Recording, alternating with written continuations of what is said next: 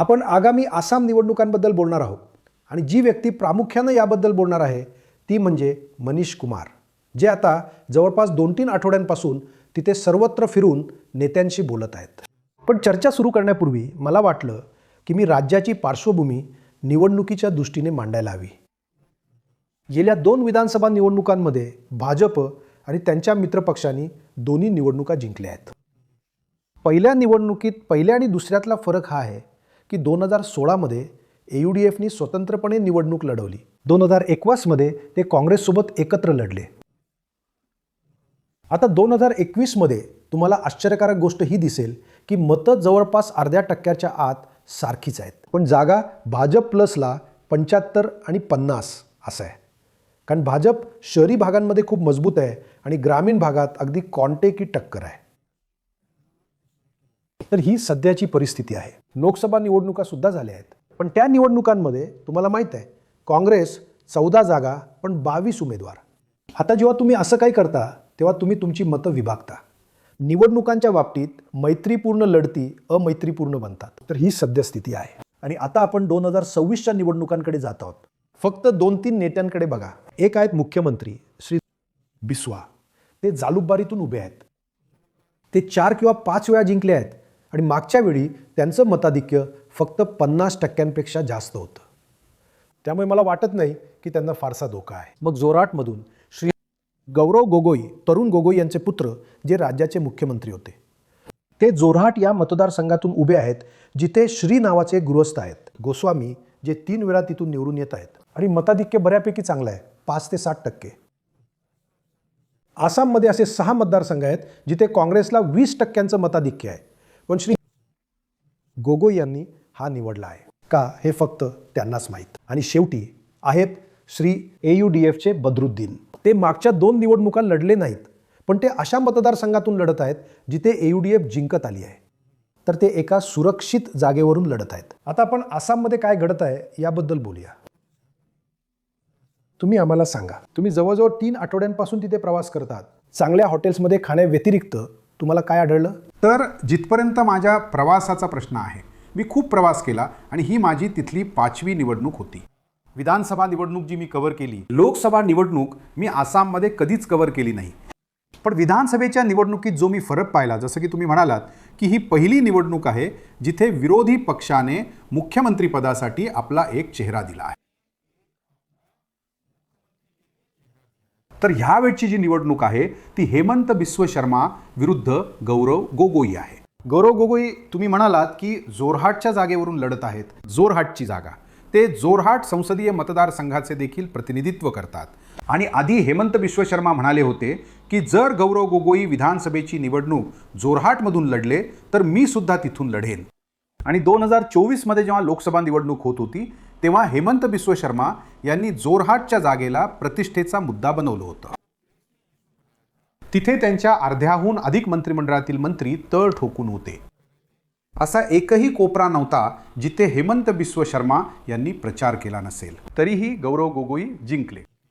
आणि हेच एक कारण आहे की गौरव गोगोई यांना काँग्रेस पक्ष आणि त्यांच्या महाआघाडीने ह्यावेळेस काँग्रेसची जी युती आहे ती बदरुद्दीन अजमल यांच्यासोबत नाही. मागच्या वेळी 1% जरी मार्जिन राहिलं असलं तरी काँग्रेस पक्षाच्या निवडणुकीनंतरच्या विश्लेषणात हे समोर आलं होतं की बदरुद्दीन अजमल यांच्यासोबत युती केल्यामुळे ज्या बाकीच्या जागा आहेत तिथे एक चांगलं हिंदू एकत्रीकरण म्हणजेच एक प्रतिध्रुवीकरण झालं होतं. आणि हे एक मोठे कारण आहे की ह्यावेळेस काँग्रेस पक्षाने बदरुद्दीन अजमल यांनी वारंवार विनंती करूनही त्यांच्यासोबत युती केलेली नाही. आणि त्यांचे 2 नवीन युती भागीदार आहेत. रायजोर दल जो आपल्या अखिल गोगोई यांचा आहे आणि एक लुरिन ज्योती गोगोई यांचा AJP आहे. गोगोई तर गोगोई. हो, तर गोगोई, ह्या 3 गोगोईंची जी युती आहे ह्याच्या मागेही एक कहाणी आहे. खरं तर आसामच्या राजकारणात हेमंत बिस्व शर्मा यांच्या आधी जेवढे काही मुख्यमंत्री झाले त्यापैकी बहुतेक मुख्यमंत्री अप्पर आसामचे होते. त्यांची ओळख अशी सांगितली जायची की ते अहोम आहेत. आणि म्हणूनच ह्यावेळेस गौरव गोगोई यांनी अप्पर आसाममध्ये ज्या पक्षांचा चांगला प्रभाव आहे, भलेही त्यांच्या जागा मागच्या वेळेस अखिल गोगोई फक्त त्यांची शिवसागरची जागा जिंकू शकले होते, पण त्यांचा प्रभाव अनेक विधानसभा क्षेत्रांमध्ये राहिला आहे. काही युती काँग्रेसने का केली? ह्याचं कारण आहे दोराब, की 2023 तिथे विधानसभेच्या मतदारसंघांचं सीमांकन झालं. जवळपास 30 ते 35 जागा होत्या ज्या मुस्लिम बहुल जागा होत्या. तिथे मुस्लिम समुदायाचं मत ज्याला कोणाला मिळायचं तो जिंकायचा. पण त्या जागांची संख्या आता कमी होऊन 20 ते 25 झाली आहे. आणि 20 ते 25 कमी होऊन 20 ते 25 झाली आहे. आता 20 ते, कारण ते आधी 30 होत्या, आधी त्या 30 ते 35 होत्या, आता जवळपास 20 ते 25 आहेत. आणि ज्या अनुसूचित जातीच्या जागा आहेत त्या 16 वरून 19 झाल्या, आणि अनुसूचित जमातीच्या जागा त्या 8 वरून 9 झाल्या. ते मला कळत नाही, कारण अनुसूचित जाती आणि अनुसूचित जमातीची जागा ती तर एकदा मतदारसंघ पुनर्रचना आयोग ठरवतो, प्रत्येक वेळी ठरवू शकता. हो, ते तुम्ही करू शकता. त्याचं मतदारसंघ पुनर्रचना झाली होती. मतदारसंघ पुनर्रचना 2023 झाली. का झाली मतदारसंघ पुनर्रचना 2023 डिलिमिटेशन हे तुम्ही म्हणू शकता की बीजेपीने 2026ची तयारी केली. बीजेपी एक असा पक्ष आहे जो निवडणुका जो आहे तो नेहमीच चुनावी मोडमध्ये असतो, आणि त्याने एक प्रकारे तुम्ही म्हणू शकता की हे 2026चं होमवर्क केलं, आणि काही तर मुस्लिम बहुल जागा अशा आहेत ज्या SC समुदायासाठी राखीव ठेवण्यात आल्या आहेत. म्हणजे त्यांचा जो कोणी पुढचा आमदार असेल तो बीजेपीचा असो किंवा काँग्रेस पक्षाचा असो, तो SC समुदायामधून, शेड्यूल कास्ट समुदायामधूनच असेल. तर एक प्रकारे तुम्ही म्हणू शकता की जो अँटी मुस्लिम प्लान होता, जो मुस्लिमांची, कारण संपूर्ण देशात आसाम एक असं राज्य आहे जिथे मुस्लिम लोकसंख्या जी आहे ती 40% आहे, जे माझ्या मते या देशात सर्वाधिक असेल. सेन्ससमध्ये तर नाही आहे, सेन्ससमध्ये तर 34% आहे. 34% आहे, पण लोक 40% आहे असं मानून चालतात, कारण देशात 15-16 वर्षांपासून सेन्सस झालाही नाही आहे. दुसरी गोष्ट ही तर बीजेपीने हे आपलं होमवर्क केलं या 2026च्या निवडणुकीसाठी, कारण त्यांना माहीत होतं की जर नवीन आघाडी झाली तर यावेळी तुम्ही पाहाल, यावेळच्या निवडणुकीची खास गोष्ट काय आहे की जर निवडणूक प्रचारादरम्यान गेले तर सगळ्यांना हे वाटत होतं की बीजेपी पुन्हा एकदा सत्तेत परत येईल. पण बीजेपीच्या जागा वाढतील, काँग्रेस पक्षाच्याही जागा वाढतील. पण त्यांचे जे 2 अलायन्स पार्टनर आहेत, एक तर आसाम गण परिषद AGP, ज्याच्या खांद्यावर एकेकाळी बीजेपीने आसामच्या राजकारणात प्रवेश केला होता, आणि दुसरे जे बदरुद्दीन अजमल आहेत, ज्यांच्या मागच्यावरी 15-16 जागा आल्या होत्या. यावेळी ते सिंगल डिजिटमध्ये कमी होऊन राहतील, कारण तुम्हाला माहीत आहे की लोकसभेची निवडणूकही ते हारले होते. तर यावेळी जे अलायन्स पार्टनर आहेत, म्हणजे बोडोलँड आहे, जी सगळ्यात मोठी गोष्ट ही आहे की बोडोलँडमध्ये जो बोडो पीपल्स फ्रंट होता, BPF, जे हाग्रामा मोहिलारी होते, ज्यांना संपवण्यासाठी हेमंत बिस्व शर्मा यांनी एक प्रकारे प्रण घेतला होता, आणि त्यांनी त्यांचे जे रायवल होते त्यांच्यासोबत आघाडी केली होती. पण तुम्ही बघा बीजेपी कशा प्रकारे निवडणुकीची तयारी करते, की गेल्या वर्षी जेव्हा तिथे लोकल टेरिटोरियल काउन्सिलची निवडणूक झाली, त्यात BPFनं स्वीप केलं, तेव्हा बीजेपीनं जो आपला जुना UPPS आहे त्याला ड्रॉप केलं. एका प्रकारे त्यांना बाजूला ठेवून, त्यांना बाजूला करून त्यांनी लगेच हाग्रामा मोहिलारीच्या BPF सोबत यावेळी आघाडी केली आहे, आणि हाग्रामा 11 जागांवर लढतील, आणि बीजेपी तिथे बोडोलँडमध्ये ज्या 15 जागा आहेत तिथे ती 4 जागांवर निवडणूक लढवेल. ते व्यावहारिक राजकारण आहे, कारण तिथे कोणतीही विचारधारा नाही. तर मग मी अधिक ताकदवान व्यक्तीकडे का जाऊ नये? मला वाटतं की बीजेपी जे करत आहे ते बरोबर आहे. आता आपण या निवडणुकीतील बीजेपीच्या बाजूने आणि काँग्रेसच्या बाजूने प्रमुख मुद्दा कोणता आहे याकडे वळूया. बीजेपीच्या बाजूने आपल्याला माहीत आहे की ते नेहमी वचन देतात, त्या व्यतिरिक्त कोणती आश्वासक लोक आहेत? आजकाल निवडणूक जी आहे ती आश्वासनांवर होत नाही. आजकाल निवडणूक जी होते ती शेवटच्या 90 दिवसात, विशेषतः 45 दिवसात तुम्ही लोकांच्या खात्यात किती पैसे दिले यावर होते. तिथे बीजेपीची तुम्ही म्हणू शकता की कामगिरी जी आहे ती बिहारमध्ये जसं नितीश कुमारनी केलं होतं त्याच प्रकारे त्यांनी 10,000 नाही पण 9,000 जे आहेत, आणि नवदेव योजनेत 40 लाख महिलांच्या खात्यात म्हणजेच 3,600 कोटी रुपये त्यांनी निवडणुकीच्या घोषणेच्या बरोबर 4 दिवस आधी ट्रान्स्फर केले. याशिवाय अनेक योजनांचे पैसे सुद्धा गेले आहेत, ज्यामुळे BJP ग्राउंडवर या निवडणूक प्रचारादरम्यान खूप जास्त अजिंक्य वाटत आहे. मला अजून एक प्रश्न विचारू द्या. NRC आणि CAA बद्दल या सर्व चर्चा आहेत, ज्यामुळे मुस्लिम मतं दुरावण्याची आणि हिंदू मतांना प्रोत्साहन मिळण्याची देखील शक्यता आहे. त्या गोष्टींचा आणि समजा समान नागरी कायदा येत आहे या वस्तुस्थितीचा काय परिणाम आहे, त्यानंतर या बाबतीत काय होतं. बघा, निवडणुकीतला आजकालचा सर्वात मोठा मुद्दा असतो तो म्हणजे पैसे कोण देत आहे, रुपये कोणी खात्यात किती पोचवले. तर कॅम्पेन करण्याची काय गरज, पैसे देऊन टाका, संपून टाका यार. तर आता तुम्ही माना किंवा नका मानू, निवडणुकीच्या आता देशाच्या निवडणुकीचं जे सर्वात मोठं सत्य आहे ते हेच आहे की तुम्ही पंतप्रधान नरेंद्र मोदी असाल किंवा तुम्ही राहुल गांधी असाल, जो मुख्यमंत्री ज्या राज्यात जितके पैसे देतो त्याचा स्ट्राईक रेट तितकाच जास्त वाढतो आणि तो पैसासुद्धा जो आहे तो निवडणुकीच्या आधी on the eve of election जेव्हा तो येतो. मला समजावून सांगू द्या. समजा तुम्ही 3,000 रुपये देतात कारण तुम्ही मुख्यमंत्री आहात आणि मी म्हणतो की जर मी मुख्यमंत्री झालो तर मी 6,000 रुपये देईन. तुम्हाला वाटतं माझी गोष्ट चालणार नाही? ते केलं आहे. त्याने आंध्र प्रदेशात हे काम केलं आहे की जगनमोहन रेड्डीने खूप पैसे दिले होते. एका अर्थाने तुम्ही म्हणू शकता की DBTचं सॅच्युरेशन लेवलपर्यंत त्यांनी पोहोचवलं होतं. चंद्राबाबू नायडूंनी त्यांच्यापेक्षा जास्त ऑफर केलं आणि चंद्राबाबू नायडू परत आले. पण बघा, ही जी ईशान्येकडील राज्य आहे ती सुद्धा पवन कल्याणसोबत एक निवडणुकीची युती होती. तर तुम्ही म्हणताय की हे फक्त पैशांमुळे आहे? बघा, जी ईशान्येकडील राज्य आहे, जिथे गरिबी जास्त आहे, तिथे हा जो पैसा खात्यात पोचतो आणि विशेषतः जर तो मंथली ट्रान्सफर होत असेल किंवा on the eve of the election जी लमसम अमाऊंट आहे ती खूप सायझेबल असेल, तर नॅचरली तुमची बघा, पैसे जर तुम्ही पोचवत असाल तर तुम्ही अँटी इन्कम्बन्सीला कुठेतरी न्यूट्रलाइज करता. जसं आसाममध्ये मी तुम्हाला सांगतो की निवडणूक प्रचार विशेषतः शेवटच्या 2-3 दिवसात असं पाहिलं गेलं की करप्शनला काँग्रेस पार्टीने खूप मोठा मुद्दा बनवला आणि हेमंत बिस्वा शर्मा यांच्या विरोधात अनेक आरोप लावले. हेमंत बिस्वा लास्ट टाइम पण लावले होते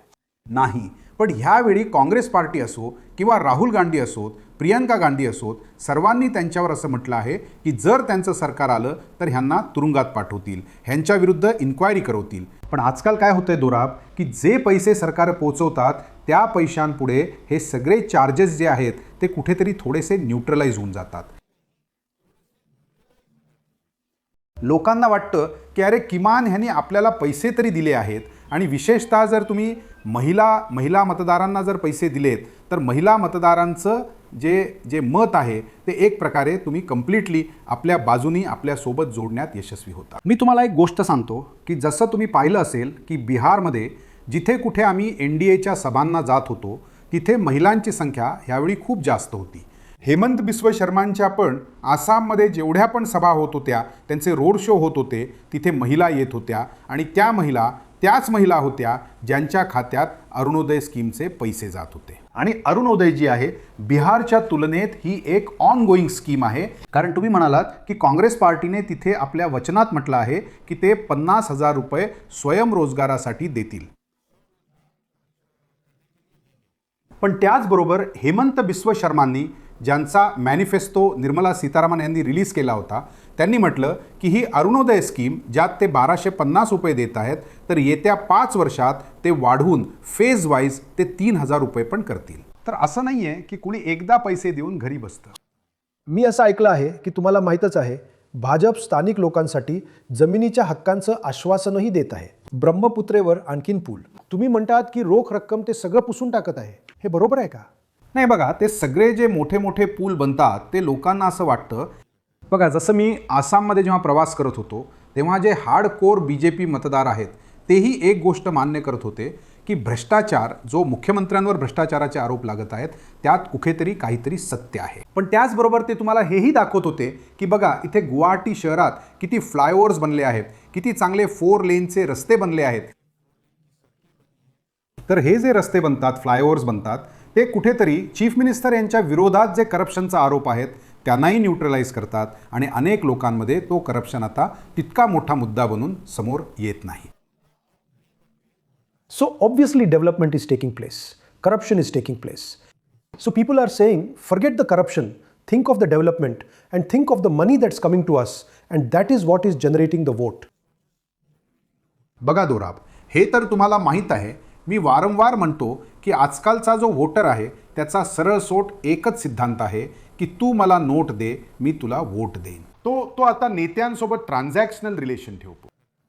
आणि हेही एक सत्य आहे की पंतप्रधान नरेंद्र मोदी असोत, हेमंत बिस्व शर्मा असोत, अमित शहा असोत, हे लोक ब्रिलियंट इलेक्शन स्ट्रॅटेजिस्ट आहेत. पण त्यांचीही मजबुरी ही आहे की जिथे कुठे ते मजबूत आहेत, जिथे त्यांच्या संघटना आहेत, तिथेही त्यांना आपल्या वोटरला एकत्र ठेवण्यासाठी, विशेषतः निवडणूक जिंकण्यासाठी त्यांनाही 1000 कोटींमध्ये पैसे द्यावे लागतात. तेव्हाच यांची निवडणुकीत जीत सुनिश्चित होते. You know, you have spoken in your podcast about 2 or 3 interesting fights. One in Guwahati. Tell us about this fight where this young lady is trying to do something. गुवाहाटीमध्ये बघा 2-3 मोठ्या इंटरेस्टिंग लढाया आहेत. सांगा. जसं गुवाहाटी शहरात कुनिका चौधरी AJP, नवीन AJP. AJP, हो, तर त्या त्यांच्या उमेदवार आहेत, तर त्यांना तिकीट दिलं आहे. त्यांच्यासमोर भाजपचे विजय गुप्ता आहेत, जे मूळचे बिहारी आहेत, पण भाजपमध्ये बऱ्याच वर्षांपासून, अनेक दशकांपासून ते काम करत आहेत. AJPच्या उमेदवाराचं म्हणणं होतं की जे भाजपचे उमेदवार आहेत ते बाहेरचे आहेत. ते भाजप जे आहे त्यांनी आसामच्या लोकांना तिकीट न देता बाहेरच्या लोकांना तिकीट दिलं आहे. तर ही एक लढाई होती. काही जागांवर गुवाहाटी शहरातच जे आहे, काही जागांवर भाजपचे जे बंडखोर आहेत ते सुद्धा उभे आहेत, जे निवडणूक. किती बंडखोर आहेत? बरेच आहेत. भाजपचे जवळपास 10च्या आसपास पूर्ण आसाममध्ये 126 जागांवर आहेत. पण आम्ही पाहिलं की भाजपच्या वतीने त्यांना बसवण्याचा फारसा प्रयत्न केला गेला नाही. त्यांनी त्यांना तिकीट देण्याचा प्रयत्न केला नाही. बघा दोराब, जेव्हा पण भाजप निवडणूक लढवते तेव्हा तिचा प्रयत्न असतो की जर कोणी तिची मतं कापत असेल तर त्यांना लगेच मनवण्याचा ते प्रयत्न करतात. बनलं. पण कदाचित असं वाटतं की आसाममध्ये त्यांनी असा प्रयत्न केला नाही, कारण त्यांना जो फीडबॅक आहे की त्या जागांवर त्यांचा विजय सहजतेने होईल. म्हणजे बंडखोरांमुळे काही फरक पडणार नाही, हेच तुम्ही म्हणताय. हे भाजपचं स्वतःचं गणित आहे. काँग्रेसमध्येही बंडखोर आहेत का? काँग्रेसचंही काही रिबेल्स आहेत, पण काँग्रेससाठी यावेळेस सर्वात मोठ्या दिलाशाची गोष्ट ही आहे की मुस्लिम समुदायाची जी मतं आहेत ती त्यांच्या बाजूने आम्ही प्रचारादरम्यान पाहिलं कन्सॉलिडेट होताना दिसत आहेत. आणि अपर आसाममध्येही त्यांनी जे 2 छोट्या छोट्या पक्षांशी अलायन्स केलं आहे त्याचा त्यांना लाभ मिळत आहे. पण कारण महिलांच्या खात्यात पैसे गेले आहेत, जर महिलांची मतं एकतर्फी झाली तर. अर्थात काँग्रेस पक्षानेही वचनं दिली आहेत की 50-50 लाख रुपये देतील, 50,000 रुपये देतील. त्यात महिलांसोबत कोणताही डिस्क्रिमिनेशन केला जाणार नाही. कोणत्याही एज ग्रुप, कोणत्याही कास्ट आणि कम्युनिटीच्या महिलांना ते हे पैसे देतील. 50,000 रुपये हे वन टाइम पेमेंट असेल. पण जसं मी म्हटलं की जेव्हा तुमच्या खात्यात पैसे येत असतात तेव्हा निश्चितपणे त्या पैसे देणाऱ्याकडे तुमचा कल जास्त असतो आणि हातात असलेली रोकडच महत्त्वाची असते. हो, तुम्हाला माहीत आहे केरळमध्ये ज्या प्रकारे गोष्टी चालल्या आहेत, लवकरच ते असे करणार आहेत की जर तुम्ही पेन्शनर असाल तर पुरुष आणि महिला दोघांनाही ते मिळेल. तर लवकरच, आता हे महिलांसाठी आहे, लवकरच ते पुरुष आणि महिला दोघांसाठी होईल. त्यामुळे तुम्ही आणि मी आशा आहे की काही पैसे मिळवण्यासाठी पात्र होऊ. हे काँग्रेस पक्षानेही आसाममध्ये वचन दिले आहे की ते अरुणोदय योजनेत मिळणारे 1250 रुपये ते ज्येष्ठ नागरिकांना दर महिन्याला पेन्शन देतील, पुरुष की महिला याचा विचार न करता. हो, तर ही सुद्धा एक मोठी गोष्ट आहे. पण जो मतदार आहे, मतदाराचे जे विभाजन आहे, आसाममध्ये प्रचारात आम्ही पाहिले की भाजपचा प्रचार कुठेतरी जास्त आक्रमक होता. भाजपजवळ एक संघटना आहे जी काँग्रेसजवळही होती, पण काँग्रेस कुठेतरी संसाधनांच्या बाबतीत आसाममध्ये मला भाजपसमोर थोडी कमजोर दिसली.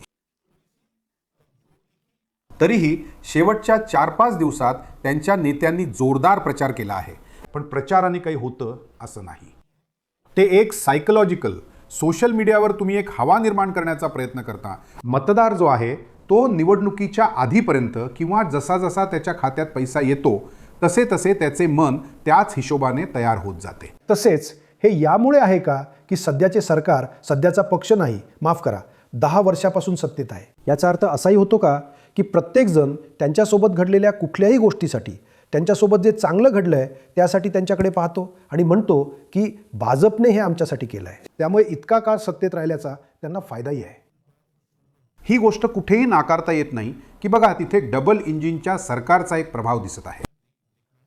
विशेषतः हेल्थ केअरमध्ये मी पाहत होतो की जिथे कुठे मी जात होतो तिथे चांगली मेडिकल कॉलेजेस आधीपासूनही तिथे असतील. अनेक कॅन्सरची हॉस्पिटल्स होती, कारण मी पाहिलं आहे की आधी दिल्ली एम्समध्ये जे सर्वाधिक रुग्ण असायचे ते आसाम किंवा नॉर्थ ईस्ट किंवा बिहारमधून असायचे.